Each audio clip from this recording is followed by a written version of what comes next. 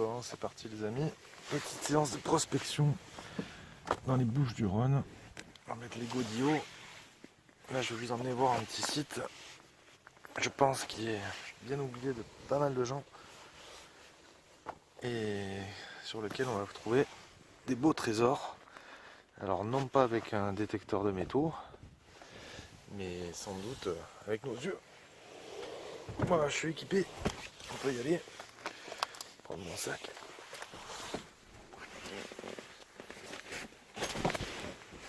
Et c'est parti. Bon, alors tout d'abord je tiens à m'excuser parce que du coup j'ai pas de caméra frontale. Donc on va s'engager sur un chemin caillouteux. Pas mal de vent aujourd'hui. Peut-être que ça va faire déconner le micro. Mais bon, en gros, voilà, c'est un spot dans un champ. On est sur la colline. Un champ qui n'est plus cultivé depuis longtemps, qui a été labouré dans les années 80, je pense après aussi, mais voilà, et sur lequel aux abords on a une vieille ruine ancienne. Donc on va s'approcher d'un endroit que je ne sais pas si on l'aperçoit bien sur la vidéo. Je vais essayer de faire bouger le téléphone. On a une espèce de promontoire dans le champ. Là, si on descend, on va pouvoir apercevoir un petit peu. Là vous avez une zone où notamment il y a un indice, alors peut-être laissé par quelqu'un d'autre auparavant. On a un caillou là au centre, un énorme rocher. On va s'en approcher et vous allez voir ce qu'on va découvrir. On descend dans le champ. Quelques traces de chevaux, cavaliers qui sont passés par là. Ce qui est beau, bien aujourd'hui, c'est qu'il fait beau. Voilà. On n'est pas très loin des vignes. Hein. Il y a des vignes. Toujours tout là-haut, un mont avec une vigie de forestier. Belle bâtisse, une oliveraie tout au fond. Et on va se rapprocher de l'endroit où je prospecte depuis un an maintenant. Je ferai les résultats en arrivant à la maison, mais on va commencer par ralentir un petit peu par ici. On va voir, il fait un peu frais. Voir si on trouve déjà des traces, comme je dis, des traces du passé. Donc on va partir en diagonale. Bon, on n'est pas dans le meilleur hiver, hein, parce que l'hiver dernier, il avait déjà fait bien froid et du coup j'avais pas autant d'herbe dans le champ. Là on peut apercevoir fragments poterie. Donc c'est peut-être déjà un premier indice pour vous. Je vais me poser sur ma jambe. Peut-être faire la mise au point. Voilà. Premier indice pour vous qui va vous permettre de comprendre ce qu'on va chercher aujourd'hui. Alors oui, des poteries, pas n'importe lesquelles. Des poteries qui datent du XVIIIe siècle. Pardon, du XIXe siècle. Qui datent du XIXe siècle. Et qui étaient donc déjà des poteries industrielles. On a encore un fragment de poterie. Alors ça peut être de la tuile bien épaisse, des briques, comme pour celles qui sont derrière nous là dans la ruine, mais ça peut être également, voilà, là ici on a un morceau de brique, vous voyez, bien épais,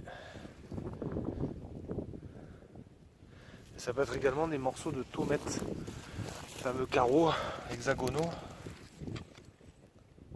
qu'on fabriquait à l'époque. Ah là, vous voyez, on voit déjà des inscriptions. Alors, je ne sais pas ce qui est marqué exactement dessus.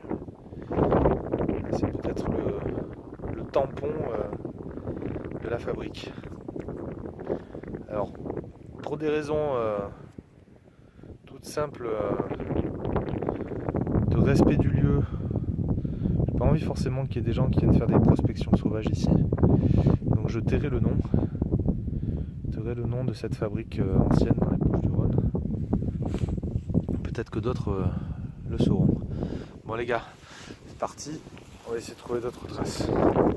Quelque chose de mastoc quand même. Hein. Mais c'est pas tant ça qu'on va venir chercher. On a vraiment un fragment de briques. On cherche autre chose. On cherche des choses un peu plus petites. Et comme je vous le disais plus tôt, très difficile puisque l'herbe n'a pas trop cramé quoi. Alors là, j'ai un fragment. Un fragment. Qui va pas vous faire languir plus longtemps, hein, parce que ici on va pas chercher que des morceaux de tomates comme ça. Ici ce qu'on est venu chercher en fait ce sont des pipes en terre. Des fragments de pipes anciennes. Alors j'y suis venu quand j'étais tout petit et j'ai redécouvert ce lieu il n'y a pas longtemps. Et en fait, je m'aperçois qu'aujourd'hui c'est quand même assez difficile de trouver quelque chose. Alors il faisait des assiettes, il faisait des poteries alimentaires. Et ce que je cherche moi, ce sont des... Alors déjà dans un premier temps il faut trouver les premiers indices, c'est-à-dire les tubes qu'on mettait en bouche et qui permettaient de fumer la pipe. Et là vous voyez depuis tout à l'heure que des micro-fragments. Alors je vais pas vous cacher que je suis venu il n'y a pas longtemps, mais là j'espérais... Ah vous voyez là, là ici, juste là, voilà, ça c'est le premier tube, le fragment de tube qui permettait de fumer la pipe, pipe à tabac. Donc regardez ce petit fragment, je vais récupérer mes petits sacs que j'ai dans la poche, toujours deux sur moi, même pour des fragments divers, c'est-à-dire des petits morceaux qui ne servent pas à grand chose, etc. Mais il y en a pour les plus beaux spécimens. J'espère qu'aujourd'hui on en trouvera un avec vous. C'est parti. On va chercher. Toujours un petit fragment. On va chercher. Que des morceaux. Un autre tube. Juste là. Vous voyez, enfoncé dans la terre. Alors je fais doucement parce que parfois il peut y avoir autre chose au bout. Alors on reste sur du fragment. Voilà les gens, voilà. Déjà première découverte. Bien que je sois venu quelques fois, on fait toujours attention où on marche, mais on voit pas forcément ce qu'il y a. Là vous voyez, dans cette herbe là, on a carrément une pipe entière, les gars. Regardez-moi ça, comme c'est beau. Regardez ça. On l'a posé comme ça sur le sol. Avec les pluies, le vent, le tassement des terrains. On arrive encore à trouver des choses comme ça, les gars. Ça a plus de 100 ans, ça. Voilà. Une pipe dans laquelle on pouvait fumer du tabac. Maintenant, c'est l'époque de la cigarette électronique. Alors du coup, ça fera pas grand-chose, mais bon, je vais faire une petite photo. Voilà, je suis content là. Bon, on va sortir notre sac. Hein. Du coup, je sais pas si on va faire comme ça. Ça marche. Ça marche bien. Voilà. Donc premier sac pour les résidus de merde, comme on dit. Bien que tous ces résidus de merde, méfiez-vous du terme, mais voilà, je les mets dans le deuxième sac, pardon. Tous ces petits résidus de merde, finalement, ils me servent à déterminer différents modèles. Alors j'ai appris en faisant des recherches sur internet qu'effectivement on pouvait trouver plusieurs modèles différents. Et ils en avaient répertorié à l'époque, je crois 7 ou 8 maximum. Moi aujourd'hui je suis arrivé à répertorier 13 ou 14 modèles différents, peut-être plus même, je sais plus, j'ai pris des notes à la maison. Je vous montrerai ça prochainement. Et là ce qui est fantastique c'est que voilà, je suis venu l'année dernière, je suis revenu à Noël, il n'y a pas longtemps là. Là on est le 2 janvier. Et en revenant sur les lieux, à chaque fois, on va doucement et on en retrouve encore qui sortent du sol. Petite anecdote aussi la dernière fois, ce qui était rigolo, c'est qu'il y avait les tops qui avaient fait des trous. Donc elles remontaient à la surface un peu les tubes, quelques morceaux de pipes cassées. Là, voilà, j'adore trouver des pipes entières. Et puis c'est pas les plus belles. Je vous laisse un peu la surprise, je vais pas vous spoil parce que si j'en trouve une à laquelle je pense, elle est un peu lucidée. Alors c'est quoi ça? Ah, un morceau de poterie, de vase ou d'assiette. On voit les traits, ça doit être une assiette. Une assiette qui est mise à plat. Bon, je cherche un morceau encore de... Là, on a de la tomate, je pense, parce que aussi fin, aussi plat. Ah, vous voyez encore les inscriptions dessous, le tampon de fabrication. Je vais la garder celle-ci aussi. Bon, je vous reprends après. Hein. Alors voilà, là on a encore de la poterie. Vous voyez, on voit bien que ça brille. Hein. Donc ça servait, c'était fait en plomb, je crois. Ça servait justement à ce que l'argile soit pas poreuse et puisse conserver les aliments, l'eau, la soupe. On trouve parfois des petits fragments de pierre noire. Alors, je sais pas si c'est des résidus de chauffe. Ce que je voulais vous montrer, c'est qu'on trouve des tubes encore, mais parfois différents. Alors ce qui est intéressant sur celui-ci, c'est que ça doit être insculpté. Voilà. Là on voit, si vous voulez, le début du tube et on voit le corps de chauffe qui a été cassé. Alors parfois on peut creuser à côté. Voilà, qu'est-ce que c'est ça? Voilà. Et là on trouve encore un fragment de pipe. Alors ce qu'on appelle, pour moi, j'ai nommé ça les pipes simples, c'est-à-dire les pipes qui n'ont pas de dessin, de moulure. Les garder. Je vois quelque chose. Je pense que c'est de la chauffe ça. Parce que c'est ces morceaux là. Regardez, c'est un peu lourd. On regarde un peu autour. On va tester.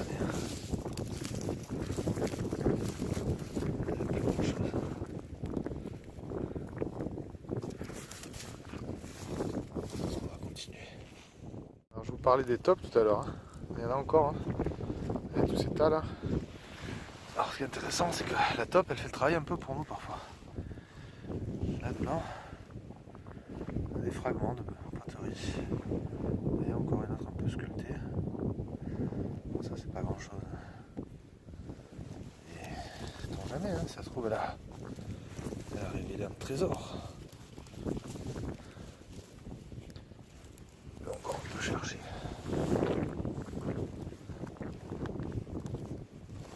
Ah, notre fragment. Ah, juste ici. Alors ça c'est le fragment d'une pipe qui était donc stylisée et qui était en forme de... leur donner des formes de visage. Je montrerai ça plus tard. Et en gros, donc là on a la coiffe de la pipe orientale. Je cherche encore un peu, vous voyez les tops elles font le boulot à notre place. Des fragments de tube. On nous a creusé celle-là. Pas grand chose dans celle-là je crois. Pas grand chose. Fragment de tomate. Là, je crois que j'ai vu quelque chose dans celle-là. Là on a un tube sculpté. En mauvais état. Hein. Mais il est sculpté. Ouais, il est sculpté. À l'époque, on utilisait des moules en bronze, je crois. Alors, regardez les fragments, je vous reprends après. Voilà, donc là, je suis dans le pourtour toujours de la zone. Je vais essayer de marcher maintenant dos au soleil, mais c'est vraiment face au soleil qu'on trouve plus de fragments. Vous voyez là, en train de dégager des morceaux. côté.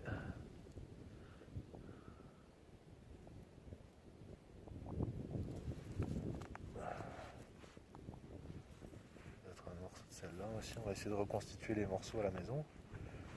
Voilà, encore un morceau. Là, c'était peut-être un morceau de son tube. Voilà. J'ai pas pour habitude de creuser plus profond parce que pour endommager des choses aussi, je préfère qu'elles ressortent naturellement au fil du temps. Là, sur le côté, on a un morceau de poterie. Voilà, un peu marron. Allez, on continue. Bon, là, je filme, mais je suis pas sûr là. Bon, là, on a un morceau là ici. J'essaie de sortir doucement avec les doigts. Non, elle n'est pas entière. Toujours l'oriental celui-là. On est tombé sur une zone quand même où il y avait pas mal de déchets. Là, morceau. Et ça reste que des fragments. On va trouver.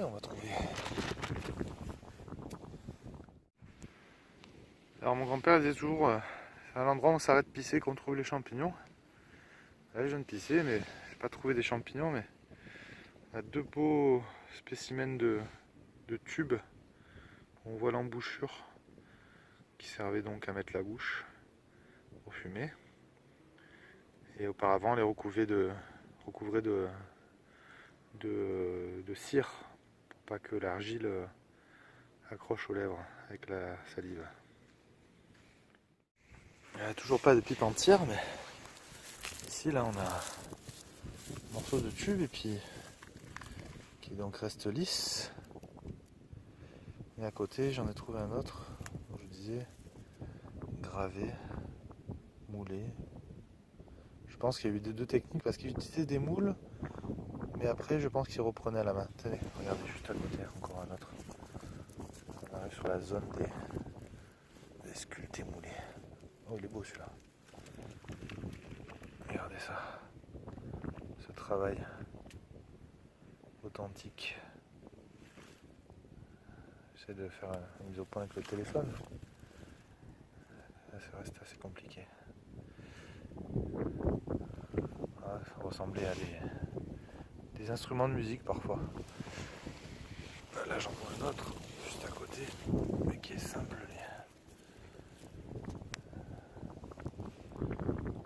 Simple. On va les ranger. Là, on arrive sur une zone un peu plus propre. On trouve des fragments un peu partout. Vous voyez, même de l'argile, des poteries, pardon. Même des poteries. Morceaux de pipe. Et là, je crois que j'ai quelque chose de peut-être intéressant, donc c'est pour ça que je me suis mis à filmer avant de la déterrer. Je vois plein de choses autour aussi. Donc, je sais pas si vous avez vu par là, mais faire la mise au point. Voilà, juste là. Là, ici, on a quelque chose d'intéressant parce que elle pourrait être entière et elle n'est pas entière. Un petit fragment juste à côté avec un motif en fougère ou feuille de chêne. Je vais y arriver à vous montrer quelque chose aujourd'hui. Ah, là, je crois que j'ai quelque chose d'intéressant pour de bon. De ce que j'en vois, il s'agirait, c'est de faire une mise au point, je ne sais pas si on la voit sur la vidéo, oui, au centre d'une plume. Et la plume était donc portée par la pipe qu'on appelait Renaissance. J'ai déjà éliminé les quelques petits fragments. Parce que là, j'espère que franchement celle-là, elle m'a l'air bien faite. Je vois le nez. Je vois le nez qui sort de la terre. Je vais creuser doucement autour. Je vais prendre un bâton. Si j'en trouve un, parce que dans ce champ, pas de bâton. Il n'y a que des herbes sèches. On va y aller doucement. On va y aller doucement au dos. Allez. La terre est dure. Là, je crois qu'on tient quelque chose. Alors ça sera pas forcément une pipe entière, mais j'ai peur qu'elle soit cassée. Oui, doucement. Elle est cassée. Elle est cassée, dommage. Regardez. On aperçoit un visage. Le nez, l'œil. Et le chapeau avec la plume. On va chercher. Il y en aura d'autres. Alors juste pour vous dire que je viens de déterrer un fragment de la tête du juge. Donc un autre modèle de pipe, je vais essayer de faire la mise au point. Voilà. Vous voyez, un début un peu plus imposant que celui de tout à l'heure avec sa plume. Donc lui c'était le juge. Bon, on n'est pas bredouille, hein, comme vous avez pu voir sur les premières minutes là. Là je me suis un petit peu écarté de la zone de recherche. C'est de déterminer un cercle plus grand. Et je m'aperçois qu'en fait, pour avoir balayé, là je tombe sur un fragment, voilà, d'une pipe avec des formes de feuilles on ne sait pas trop encore, de chêne, de lys, de fougère peut-être à l'époque. Donc là je viens de tomber sur un gros fragment. Donc je vais encore faire un grand demi-cercle et je vais voir si je trouve autre chose. Bon ben voilà les gars, on va s'arrêter aujourd'hui pour cette vidéo. J'espère que ça vous aura plu. On reviendra quand la terre sera un peu plus sèche, que l'hiver sera un peu plus rude, parce que là j'ai trop de verdure, trop difficile à trouver. Bon, on n'est pas revenu bredouille, hein. On a quand même trouvé quelque chose. Je vous montrerai les modèles que j'ai trouvés dans le passé. Quand je serai rentré à la maison, je vous ferai une petite vidéo. Et bah, écoutez, plein d'autres choses prévues. Petite sortie en détecteur de métaux. On va éventuellement essayer d'aller chercher aussi du platinum, minerai très très rare, plus rare que l'or, dans la Durance. J'ai un ami qui a un peu de matos là de prospection d'or, donc on fera ça dans les prochaines vidéos. Et si ça vous a plu, ben, n'hésitez pas à vous abonner, lâcher un petit pouce bleu. A bientôt!